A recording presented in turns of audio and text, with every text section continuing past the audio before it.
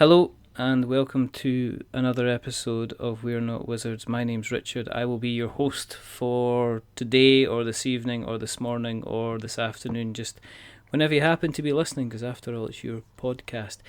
Today is going to be a quick start on the Kickstart episode, and what we do with a quick start on the Kickstart episode is if a company is currently running a Kickstarter campaign, whether they be at the beginning, near the middle, or almost at the end, we like to get them on for a quick chat about the campaign, a quick chat about themselves, and to hopefully kind of tell them a little bit more about the game that they've got out there on the Kickstarter platform. So joining me today, I've got.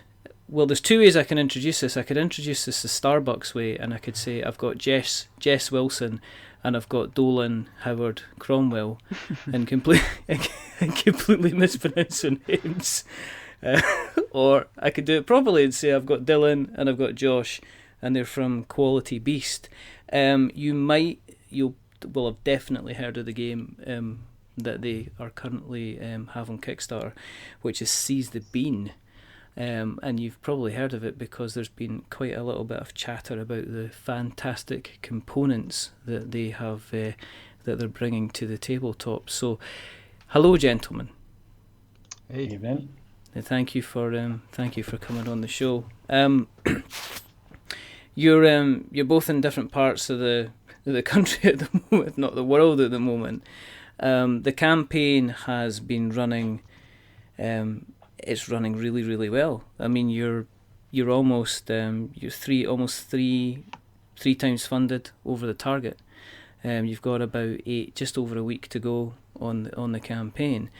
Now, but what we want to do is what we like to do, and We're Not Wizards, is we like to find out a little bit more about your kind of history. So we want to have just a little bit more about yourselves, how you kind of got to know each other, kind of. We like to have a little, as we say, we like to have a little bit look back in the past, a little stare at the cappuccino of the present before we jet off into the decaf of the future. I know it's a rubbish analogy, but it's the only coffee-related one I could come up with. So, don't laugh. It's not meant to be funny. It's meant to. This is a serious discussion. My bad. So. I mean, starting with yourself, Dylan, I mean, what's kind of mood like in camp at the moment with regards to how the campaign's kind of going? A good friend of mine, Jordan Draper, asked me that last night. He said, tell me one word, how you're feeling related to this campaign right now. Mm-hmm. And I said, healthy, without really thinking twice. And not meant sarcastically. This is the campaign that either launches or doesn't. Our startup publishing company, and things feel healthy. So I'm thankful to the team and to the backers and to you non-wizards as well. Oh, well, you'll always have the backing of the non-wizards because we all know that wizards can't drink coffee, which is why we love coffee so much. What about yourself, Josh? I mean, I'm feeling pretty good. Like, kind of blown away. It's been a long time working on the game, seeing it through various iterations and stuff, and like coming into the Kickstarter feeling good, but I don't know, it's something else to see it go over the top and for people to be excited about it. It feels really nice. I mean, how did you kind of get? I mean, first of all, how did you get into the hobby, guys? I mean, Dylan, what was your earliest memory of, grabbing some pressed and printed trees and having a bit of fun with them? That's a really good question. I've been playing games since I was a kid, so I'm not sure if Magic and Legos and pen and paper D&D count as punch boards. I guess my earliest board game memory is there was a game where you could roll pigs. I forget what it's called. And Pass then the after pigs. Maybe, and then after that was Pit, which I still have a copy of from like 1973. That game is just out of control. Oh man. Yeah. So what's that all about? What's Pit all about? You're like a bunch of farmers trading goods, and there's a bell in the middle it's kind of like Go Fish, except for you're yelling at each other, making trades, but you're not telling anybody what you're trading, just the quantity.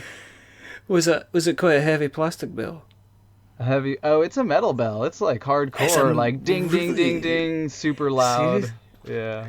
Did anyone ever get kind of struck with a aforesaid mentioned bell at all? Did it ever break into serious fighting? I haven't seen that happen yet. There's definitely been some like slappery happening around the table. It's a pretty rambunctious game.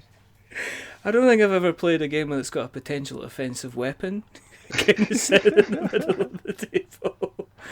It's what I just kind of know. It's bad enough having Monopoly and having somebody pick up the board and chuck it at you, but I can't imagine somebody just leaning over with a bell and going, "Yeah, ring this, ding, ding, ding, ding, ding, ding."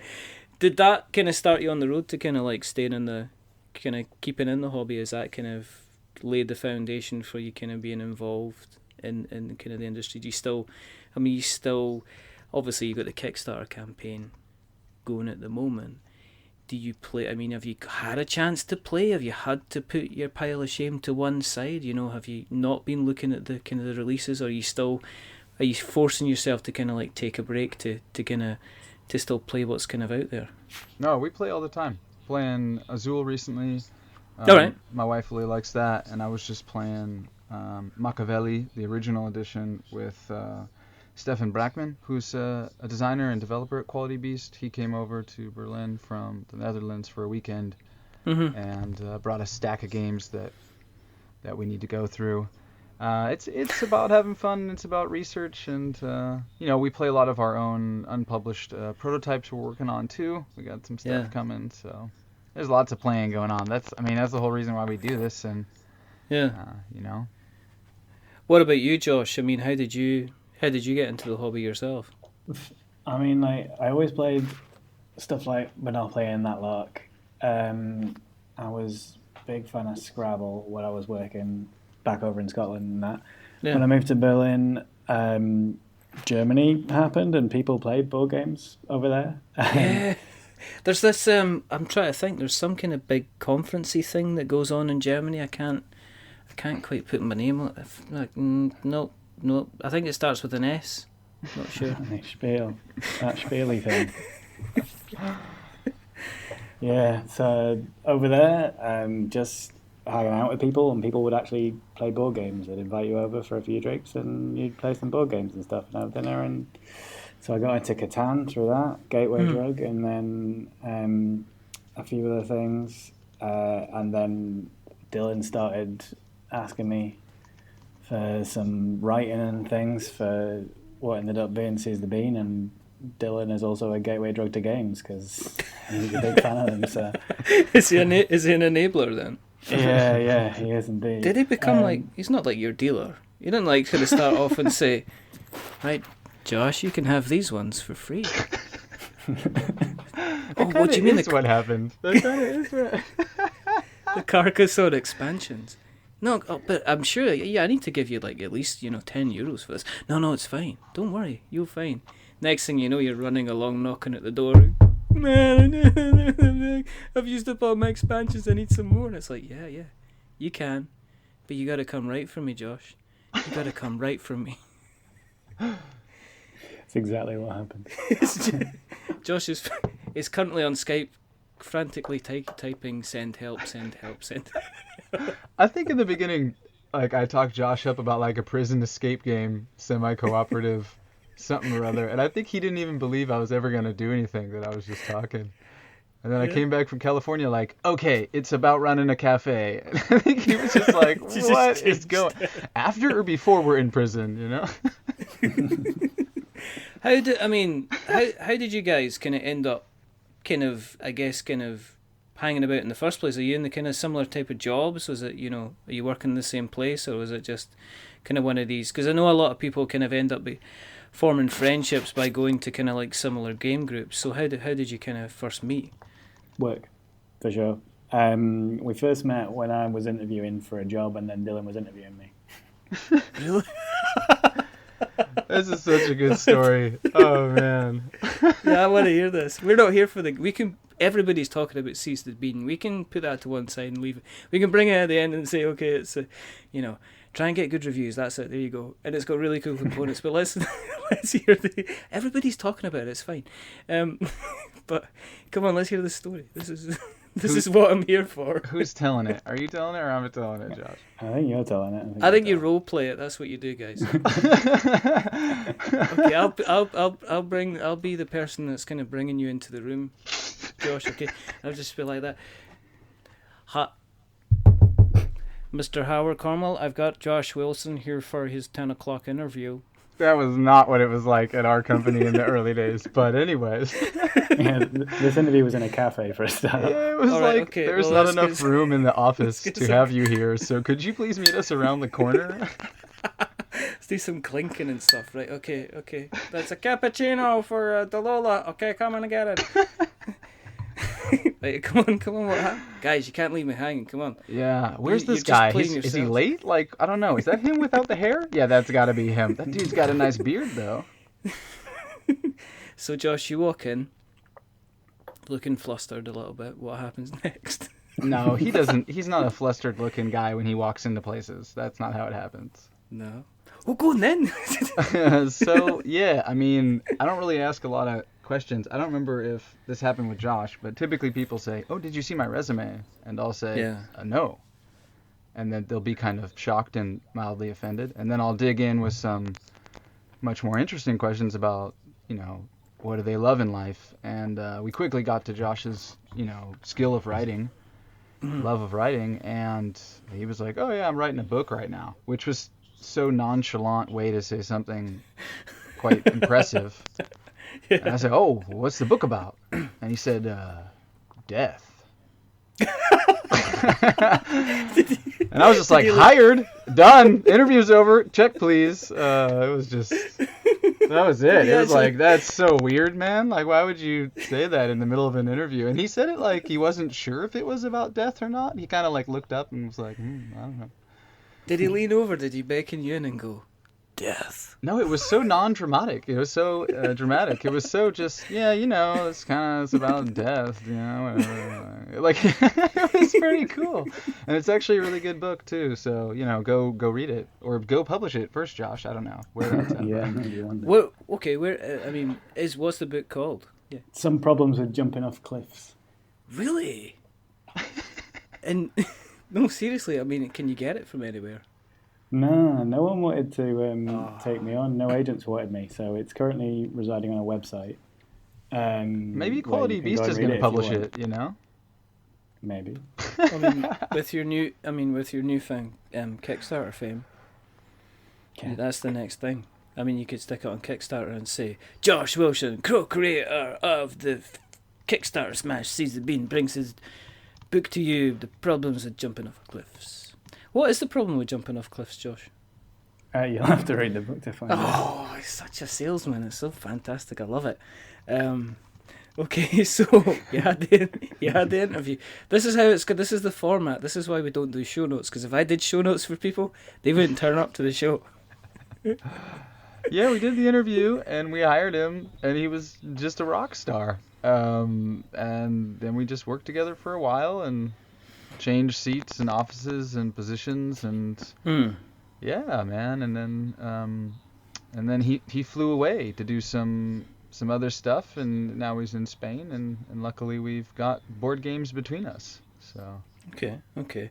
So what kind of stuff were you doing when you were working together then? Programming all the things. Programming all of the things.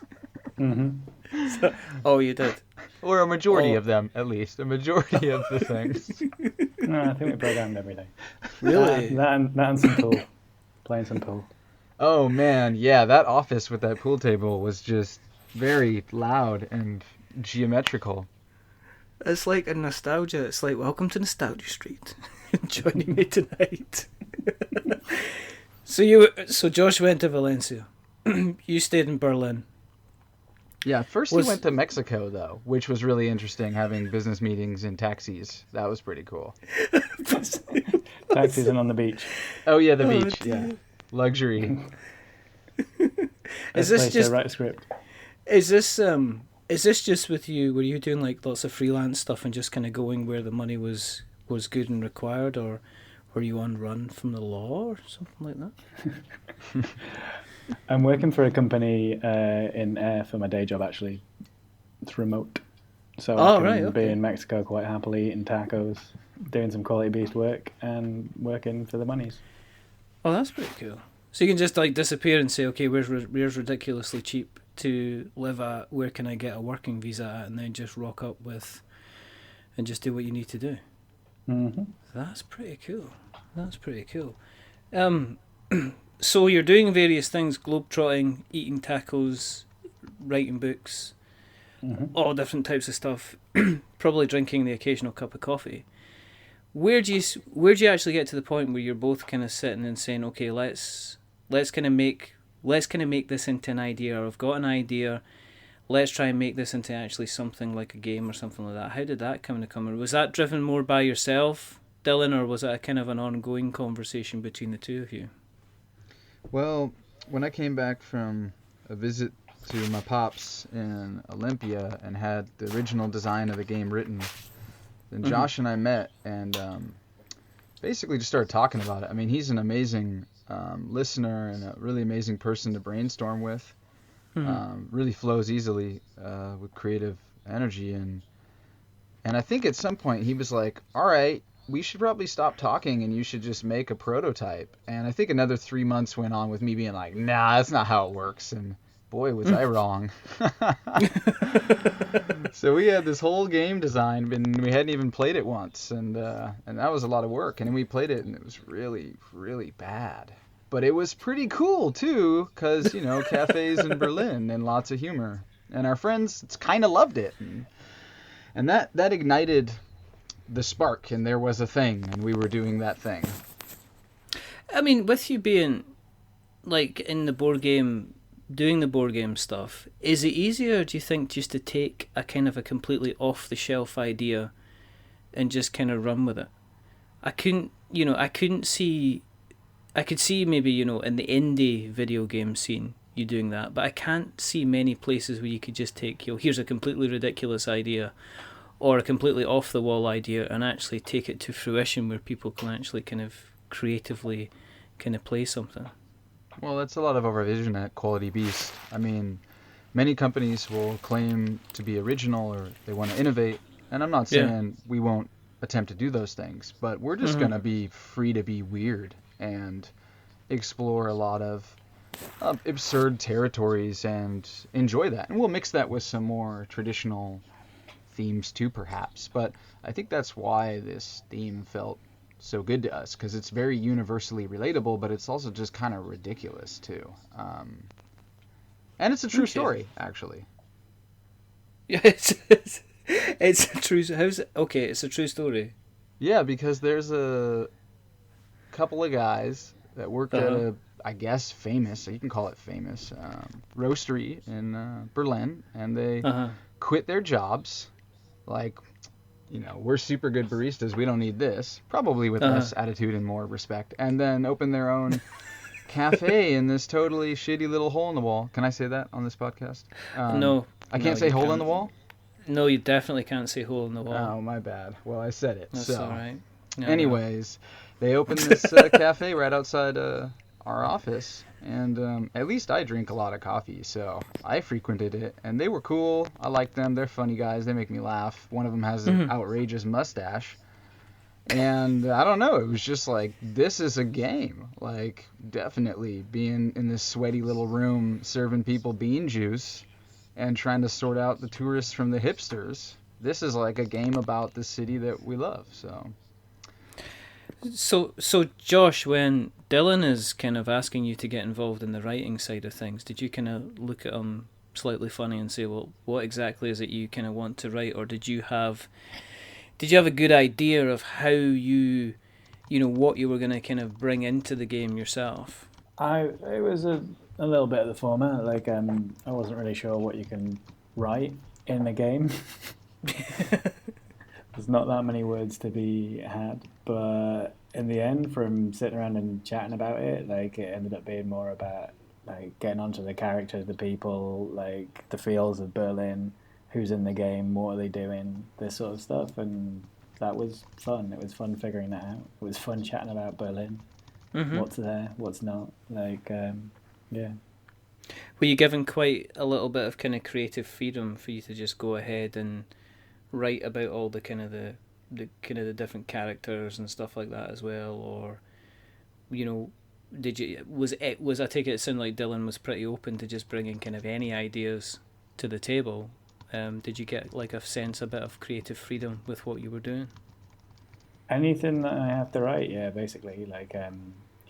I'll normally do a version that's weird and a bit mad or whatever, and then I'll come back to it, check it again, and then give it to Dylan. He'll look over it and find some bits that he likes in there, and we'll go from there, sort of thing. So it's pretty. I'm free to be odd when I'm doing some writing and stuff, and then we sort of bring it back around and make it make sense and find out where it fits in the game and stuff. Okay. Cool. Okay. Let's go into the game mechanics themselves. Let's talk a little bit about well, obviously we'll talk about the elephant in the room, which is the components, but what's the base mechanics behind it, Dylan? I mean, it all started with this serving your line, and that was one of the hardest things in the game, was deciding scope.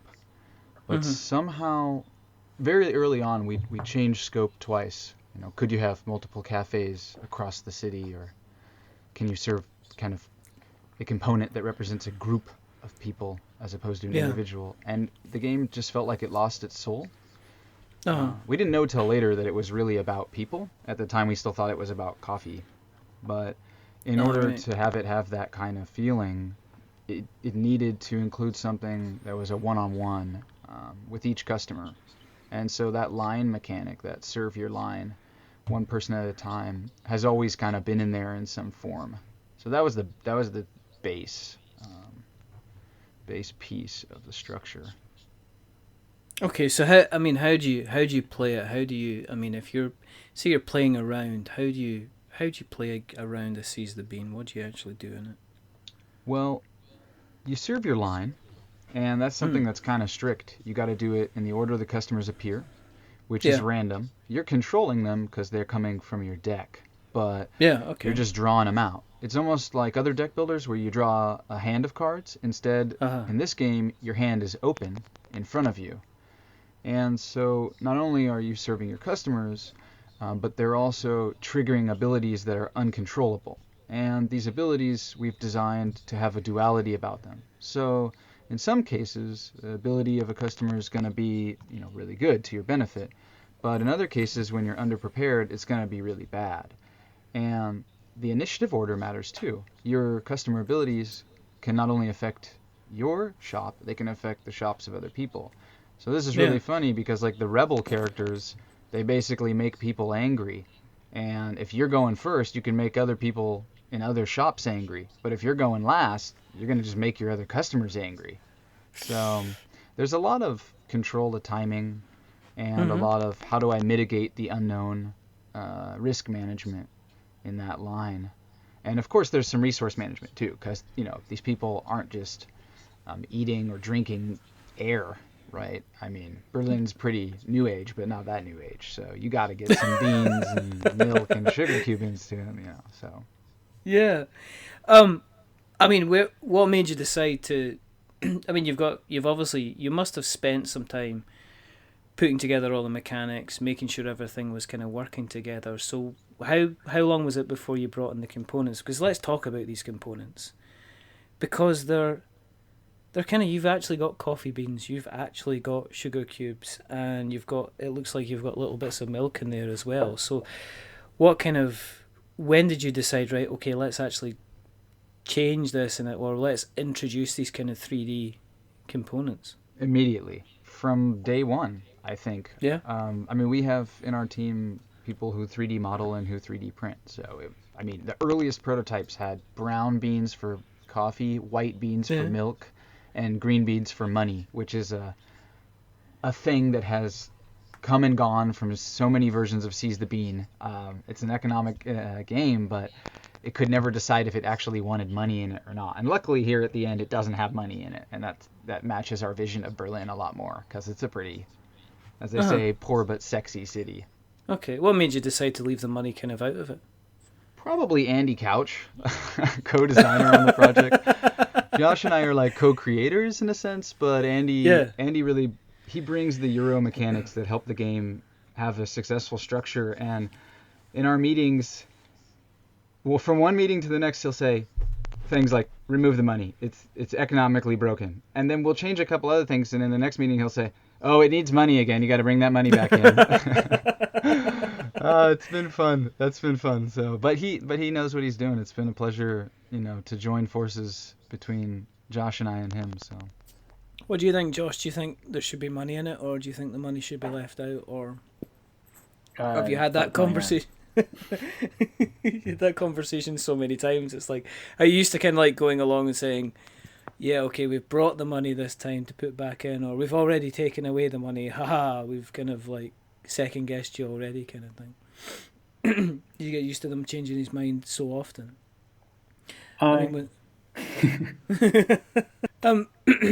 So you, as I was saying, you're going through the kind of the mechanics. You're serving your line. You've got different people kind of influence you. Where do the beans, where does the sugar cubes, and where does the milk kind of come into? Is that to do with the orders, how you're making up the drinks for people? Or? Yeah, those are the resources. And what we knew we wanted from the beginning was a game that created tension. In the early versions, it was a tension of going bankrupt or having your assistants or baristas in training quit on you. We found out very quickly at Spiel 16 that people don't like it when they get ejected from a game in the first 5 minutes. So we got rid of player elimination pretty soon. But those resources, they help create a different kind of tension where when you don't have enough to serve the people, they're going to get angry with you. And you're either going to get bad reviews, or you're going to give your neighboring cafes the opportunity to serve those people and basically steal the rewards out from under you. So you're going back and forth between, okay, I don't know what's coming out my deck, so I'm not 100% sure what resources I need, but I think I don't need milk this turn, so I'm not going to use an action to get milk. And instead I'm going to use this action to install this happy cactus in the window of my shop, because that's fresh and hipsters love that. So you're balancing between building up your cafe engine to get some combos going, and also actually maintaining your customers. Do you have? Oh, you do. You actually have. I'm just looking at it. You actually have a happy cactus. You have several cacti. We got a lot of stuff. That's the fun part about this game. I mean, did you have to draw a line? I mean, when you're putting together all the components and things like that, do you have to say, right, okay, that's enough? Or do you have to think, well, that's enough for just now, in terms of balancing up the kind of the money side of things, the development costs and things like that? Because you can have a slew of ideas and then half of them don't make it to the table, because if you had them all in, it would just cost an absolute fortune, and the box would weigh about 20 kilos or something like that. Waiting to see if Josh says something here, because I think most of the time it's me saying, can we have a box of 20 kilos? And then he goes, no. We've definitely already got quite a lot in the game. We're definitely drawing some lines somewhere. Yeah. I mean, in terms of what we've got in there into the customer groups and stuff, there's like 23 now, which is a lot. I'm quite happy with what's in there. It's over 550 cards included in the game that can be purchased for retail, as well as over 200 resin components too. So it is packed to the brim with goodness. That's a lot of stuff. Yeah, we're trying to eat Dominion for lunch. That's what we're trying to do. I think you've got my you've got Scythe kind of quivering slightly in the corner and hearing those kind of number of components. I mean, again, is it with that size? I mean, are you looking at a fairly kind of decent sized box, or does it need that size because a lot of it's cut? I take it with a lot of it being cards and then just the resin tokens. Are you still able to keep a decent kind Is it Kallax size, I think is what I'm asking. No, Can we're, you we're easily- aiming at a like 20 by 20 centimeter box. We're aiming at like a Kanagawa sized box. We might have to Okay. kick it up a centimeter or two and definitely a Yeah. little bit more depth, but I'll be honest, we're trying to Yeah. support our sleeve siblings out there who love sleeving their cards. If we didn't need to deal Yeah. with sleeves, we could probably stay at this box size, but we got to show the love for the sleevers. I'm definitely a sleever from time to time. So Are you a double sleever? I am not a double sleever Do they on exist? Thursdays, but I've seen double sleevers. I've actually seen double sleevers and what they do, okay? And you know who you are, double sleevers. You're part of this magic crowd. But it's the clear sleeve, and then you get the sleeve with the fancy backing on it. And you have them going both ways so you can completely protect the sleeve. But what I've discovered, much to my amusement, is that they can stop them from getting wet, but a good pair of scissors, you can still cut straight through those cards. Straight through. Without a hitch. It's absolutely stunning. But yeah, there is, in the Magic community, there's still people that double sleeve. I don't think there's people that go as far as triple sleeve. I'm pretty sure they'd probably be banned from playing the game altogether if they kind of did. But no, I mean, I see what you're talking about, because I'm trying to think, I think Grim Forest, they had to relook their insert, because they had designed this beautiful, stunning kind of insert for the game, and then I think somebody kind of asked the question, kind of, does that mean that I can fit all my cards in if I'm sleeving them? And obviously some people shook their heads, and then other people went, oh my goodness. And then I think James Hudson had to go away and actually relook at the inlay design for the game so that the sleeved cards kind of fit in. So he says that's a challenge that's kind of set us back in terms of our production and stuff like that as well. So it's important. I mean, if you've got, hundreds of cards there, you've got to kind of be protecting them, I guess, yeah? yeah, the game is modular. That's our biggest concern. If you literally used all 500 plus cards in one game, first of all, that would be pretty wild. And secondly, then maybe as they degraded over time, they would all do equally. But it's a modular game where you're selecting 6 customer groups at a time to mix a different city every time you play. So, if you have some favorite groups, they're gonna kind of take some damage more than the other ones. So it's really important that for people that want to protect the cards, that we support them there. So we want to make the box have a little bit of breathing room. And plus, there's a couple of promo packs that are free add-ons for everyone who backs the Kickstarter, and then also available for purchase for people who pre-order or buy retail later. And we want to make sure that the box fits those in, as well as the other surprise goodies that are coming up here near the end of the Kickstarter. Oh, okay. So I take it replayability is quite important. Is that what you? I mean, Josh, was the replayability one of the kind of the things that you thought about when you were kind of putting things together? It came naturally, I think, when we were looking at the customer groups. We started off with I don't know if you know Berlin, but there's different areas. So we started off with like 5 different areas that each have like this different vibe. Yeah. And that was what we had as the customer groups. Each customer group was a lot bigger than they are now. Yeah. Sort of thing. But that sort of broke down into these smaller groups, and then it made a lot of sense that they could do different things. I mean, you might not want them to do some other things, so you could choose what you wanted to play with. And as soon as we had that idea, it just made heaps of sense to separate it out that way, so you can customize your game. You can customize how you want to play.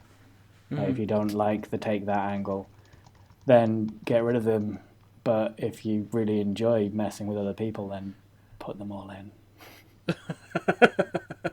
Does that mean that there's a little bit more of a nightmare in terms of the playtesting side of things? If you've got, does it matter if you've got to kind of have the got to have your groups? This is like another story coming up. But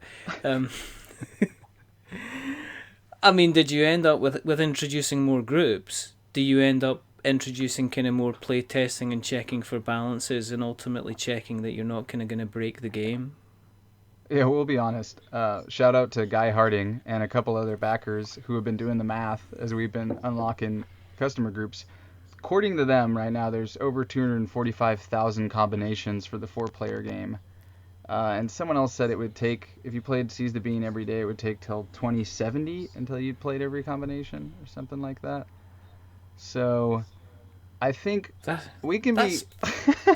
That's value for money. we can be straight up with everybody. There is no way that we can possibly playtest every scenario in the game. This is really on the level of a collectible card game that to be honest is very exciting for us to see what combinations and what engines people build. I was demoing it for a neighbor, and they figured out that they could win the game by literally ejecting all the customers from their shop and just building an engine where they just advertised their super high quality coffee and won through hype. It was ridiculous. Were you happy at that? Yeah, it's awesome. We love diversity. We love Berlin for that, and we want players to express themselves however weird that is through the game. So yeah, I mean, but we are playtesting a lot. It's more about the balance of how the icons are distributed on the cards and about the general power of each customer group's ability. Those are things that are much more straightforward to test than what is every single combination possible. So has there been quite a few? I mean, have you gone out to quite a few groups to get the playtesting done? Was there a specific kind of group of people you always went to, or did you try and get it out to as many people as possible? Yeah, we've all been playing. I mean, everybody on the team. We have a big Quality Beast family, even if not everybody's part of the core. Working on things daily. A lot of preview copies went out, and a lot of reviewers have been playing. And we've been playing variations of the game for what, Josh? I don't know, a year and a half now. Yeah, a good wee while. Like, it started off with me and Dylan. Eventually, when we got around to actually printing some cards and having the game, playing around, and then a group of folks nearby have a games night, Wednesday games night, and they took an interest and got involved as well. So they've been doing a lot of the early play testing, and actually, like, going to Spielessen, when we first went to Spielessen, was I think, at least for me, like, really, it was really eye-opening. It was eye-opening to get to Spielessen and meet people who love board games, and everyone's amazingly friendly and all of this, and so positive. You get people playing the game and giving you feedback and just wanting to make it better, and that was also, like, totally invaluable, like, totally. Was it a bit intimidating, kind of rocking up at Essen and with your game under your arm? Because I've heard people kind of like say, you can talk your Gen Con all you want, you can talk your Games Expo in the UK, but when you go to Essen for the first time, it's a completely unique kind of experience. I'm just laughing because Spiel 16 was our first event ever, and like, we're much more in the know now and prepared, but we literally rolled up to Essen in the car the morning of. And after an 8-hour drive, after an 8.5-hour drive, we got there at 7 a.m. We didn't even have our tokens punched out yet, which, by the way, we were doing with a hand chisel. But we'll come back to that another time. And I remember walking in, carrying some stuff into the hallway, and it suddenly hit me right then, like, whoa, this is a really big event. And then I remember just telling myself, stop that right now. Like, go set up the booth.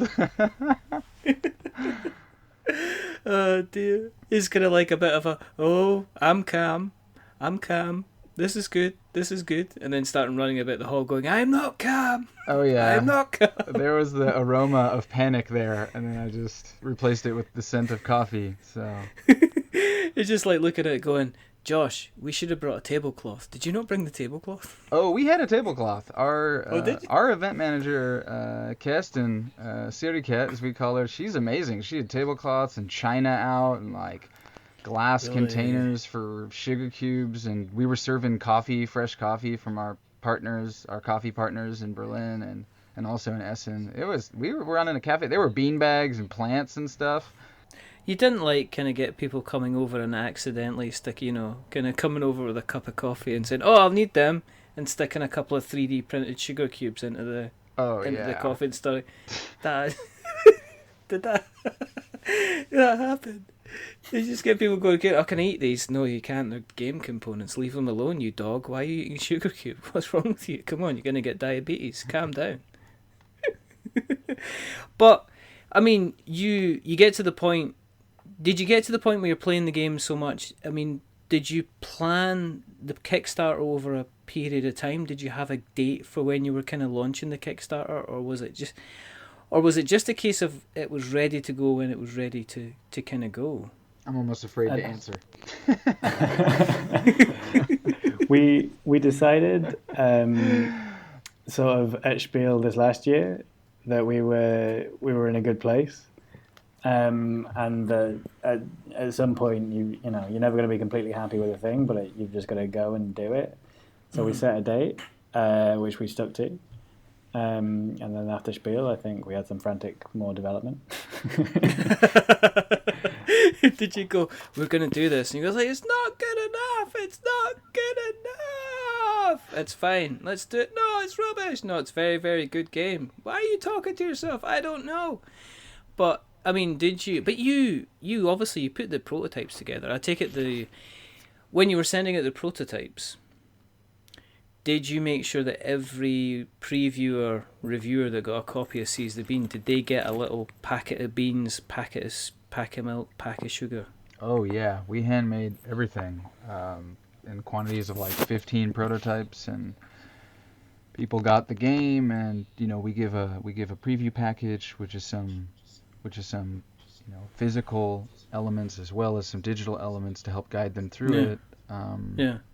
And try to stay in communication with them and let them help us, not only promote the game but also shape it. A lot of the people that we sent copies to, they're not just out there being content creators. They're also really good casual developers. They have a lot of good insight to what makes a game better. So that's been, I won't go off and name everybody, but a big thank you to everyone who took the chance to receive a game. Because some of them were like, on first glance, I didn't really want to play this, but then after... You never know. So you were actually back to being your original kind of dealer type person that you were with you and Josh. Maybe so. You were just doing that line. You were going, "Oh, look a minute, here he comes. It's Howard Cromwell." Dun, dun, dun. Or the good old HC to his friends. Dropping. But did you get people kind of contacting you when they got the prototypes through? Did you make people aware that they were going to be getting actual little beans and sugar, or did you leave it as a nice little surprise? I don't think the contact emails that Josh and I were writing said, "You will get sugar." That's a whole different Did conversation. they, Josh? I don't know. No. I mean, we sent out like a teaser package, press release basically. Who knows what people read. Our artist Mario is just amazing, so I think a lot of people just saw one or two hipster illustrations and were like, "Yup, give me that." So did you get people contacting you and actually kind of being quite surprised and kind of a little bit of joyous about getting the kind of the beans through and getting the sugar cubes? Did you get in contact with you straight away and go, "Oh, this is part of the game? Is this part of the game? Is this part of the Kickstarter? Am I going to get this in the game itself?" Was there kind of like, did that help? Do you think that helped to kind of create a buzz about the game, create interest in the game? Yeah, definitely. That's been a big thing for everybody, and maybe for a first project, maybe one of the scariest parts for us, because resin is expensive. I just remember the whole time Josh was saying, we got to be careful. Like, do we want to make a game, or do we want to make this super deluxe game? And I don't know if you saw on the Kickstarter, but the first game that people were pledging for didn't have all the components. We had to reach a stretch goal. We had to fund and then reach a stretch goal to ditch the wooden cubes for resin Andy Couch was here today, our co-designer, and he said he was actually in Hong Kong during the Kickstarter, and he said he knew we were gonna fund, but he was so nervous that we'd fund but not hit that stretch goal, and then maybe people would believe we wouldn't hit it at all by the end and start dropping, their pledges. So it was kind of make or break for us, and we're really happy that that's the game. That's really what we set out to make, I would say. I mean, right, Josh? Yeah, totally. Like, the idea of having cardboard or something in there would be so very sad. It wouldn't have reached the full potential. I think it's one of these things that it'd be potentially one of these things that if you hadn't reached that level, you'd be saying, right, actually, we're potentially going to cancel the project because we don't want you to be kind of disappointed with the level of kind of components. But I mean, you launched it and you're getting funded 2 days, 48 hours later, boom, the money's there. I mean, it's you've reached the kind of the funding goal.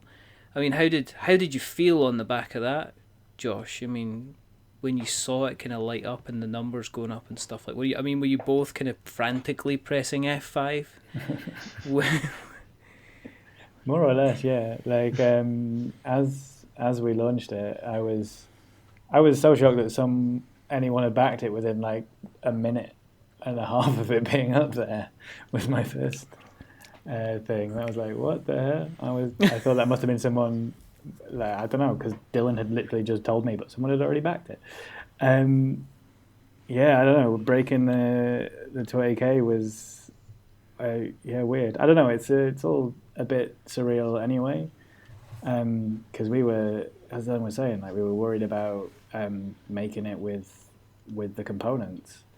We were like, okay, we need 457 people to, and we've blown through that, and it's still a bit unbelievable. I mean, but you had some really, really decent reviews. I mean, some really, really positive, exciting, but not guys that were kind of giving everything kind of away. I mean, even Radl was like saying, "Oh, it's a clever take on a deck building game, but it's a smart engine building. It's a sharp game." So he wasn't it was almost kind of like, I'm not telling you everything what I thought about it, kind of thing. Everybody's kind of said, "Oh, they would like the replayability." Guys like Tom Heath saying from Slicker Drips, "Wow, this is a really different deck builder." So there was a buzz going about already, and you seem to have done one thing which I think some Kickstarter campaigns struggle with, which is to make sure you've got lots of reviews from some recognised people kind of going in. But I guess, that was down to the kind of the planning. What about the marketing? Has it been, has it been a difficult thing to market? Was it getting outside your comfort zone? I know obviously being involved in the quality beast side of things, having to market a business, market services and things like that, doing your normal day jobs, that would have been kind of like a normal thing to do. But did you end up having to kind of go outside your comfort zone to say, actually, we've got to learn how to market through Twitter, we've got to learn how Facebook works, we've got to learn Instagram, we've got to learn how to contact all these people and write kind of media pieces and PR things? Was that kind of a new set of skills you had to get your head round? Not especially for me. It's definitely outside of my comfort zone, marketing. Yeah. But then we've got Dylan. I think it's within his comfort zone. Yeah, okay. But the whole business side of things wasn't particularly shocking for me. Like, I've done a few ventures in the past. I don't know if you know the Skinny over in Scotland. Like, I was involved in that when that first came out. Oh, right, okay. I was pushing that around Edinburgh in a shopping trolley, dropping it in shops and stuff. Like, so. Okay. Bootstrapping something or doing some business decision stuff is fine. But the marketing aspect, it's not my scene. Okay. Yeah, I think a lot of Kickstarters find you need to almost be doing the marketing even, well before you even launching the Kickstarter campaign, just to get the word out there and I guess the kind of the noise out there. I mean, you've still got a week. You've still got a week to go. So you're triple funded at the moment. So you must be like, this is cool. We're gonna get this game made. It's gonna go out to a lot of people. Have you already got a million other game ideas that are ready to go? Has this, have you already got project 2, 3, and 4 already lined up to kind of go forward with? Oh yeah, we have a second game. I'm not gonna give a month yet, but it is going to Kickstarter this year. That is Towers of the Sun by Stefan Brackman. Okay. Very different game, but already getting some great reactions from people. It's an abstract strategy game about these clans that are being buried in the mist of the world, and they're trying to build towers upwards to get out of the mist, and using the power of the sun to kind of harness their climb. And sounds like more 3D components might be involved. Oh yeah, that one's very tactile. And near the end of the year, it's probably the first time that we're really publicly announcing it, but we are putting out an experimental, what looks to be co-op game that attempts to open a dialogue about human rights and why we don't all have access to them.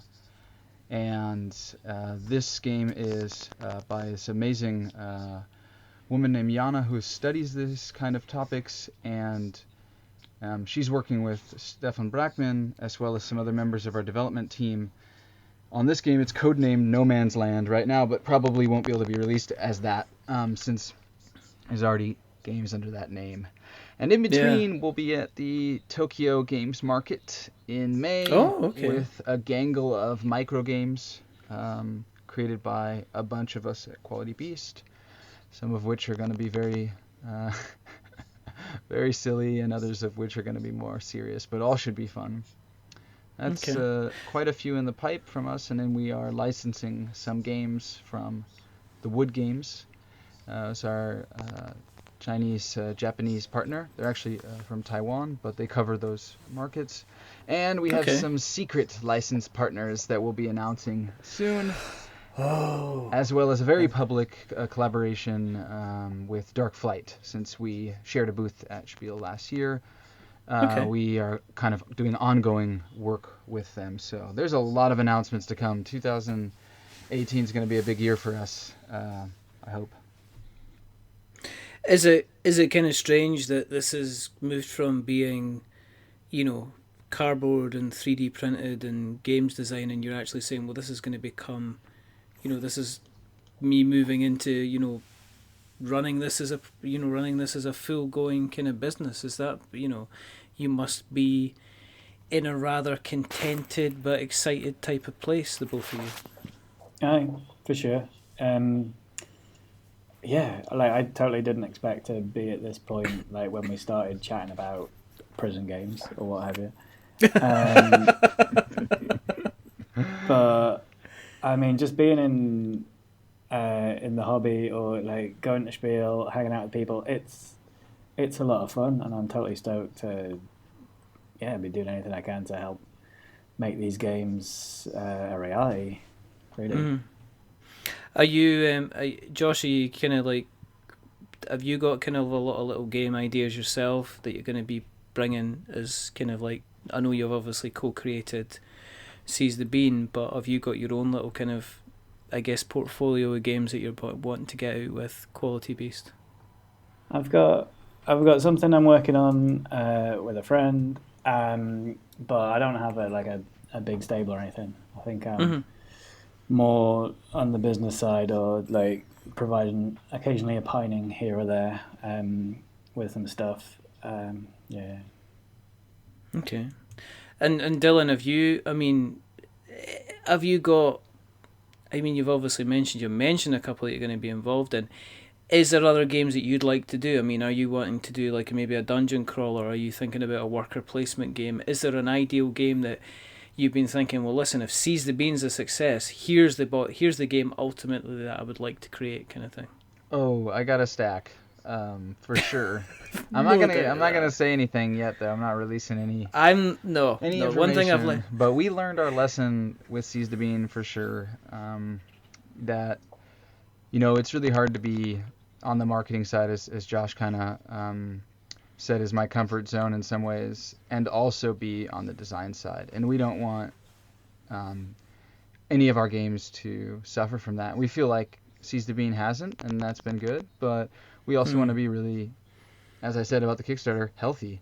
So we're going to do our best to spotlight the rest of the talents in our team, and not necessarily just, pump out only my ideas, because we have a lot of people working in the team who have beautiful minds, and often in the board game world it's the designer, quote unquote, who goes on the box. But to be honest, like, some of the true magic is coming from these quote unquote developers, who are really just co-designers that aren't on the box, and come in at maybe different stages. So we got a lot of people that do a lot of behind the scenes work that we want to get their ideas out there too. Yeah, no, I've seen this mentioned quite a few times about.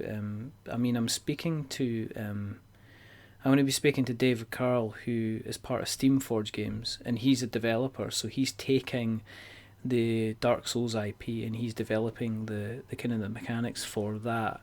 He's also doing the same thing with the Resident Evil 2 board game as well. So there'll be guys that'll be the key guys that'll say, well, this is how you work it, and then there's the developers kind of work away in the background. It's almost like having the difference between the guy that designs the user interface for a piece of software and the guy in the background that makes sure all the databases kind of link up so that the information kind of comes through in the right kind of format kind of thing. So it's kind of interesting to see how kind of everything kind of ties together. I'm very conscious of the time because I was like, we'll just have a very short chat. But as I say, the Kickstarter is doing very, very well. If people have listened tonight and said, they want to keep an eye on what you guys are doing on the kind of the internet webs, where can we find you on that such place? Well, first of all, if you go to we'renotwizards.seizethebean.com, you can you can back the Kickstarter from a special magic door. So we'renotwizards.seizethebean.com without the apostrophe. All right. And beyond that, if you want to sign up for the general Quality Beast newsletter, it's drumroll newsletter.qualitybeast.com.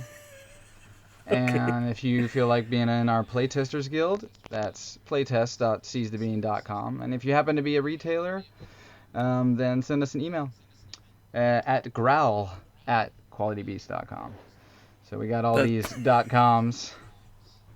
Or just come to Berlin. Come to Berlin Thursday game night at Rudy's, or go to Wednesday games night at Yoder's house and come holler at one of us. So. Or go to Valencia and go find Josh and his puppy Pika on the beach.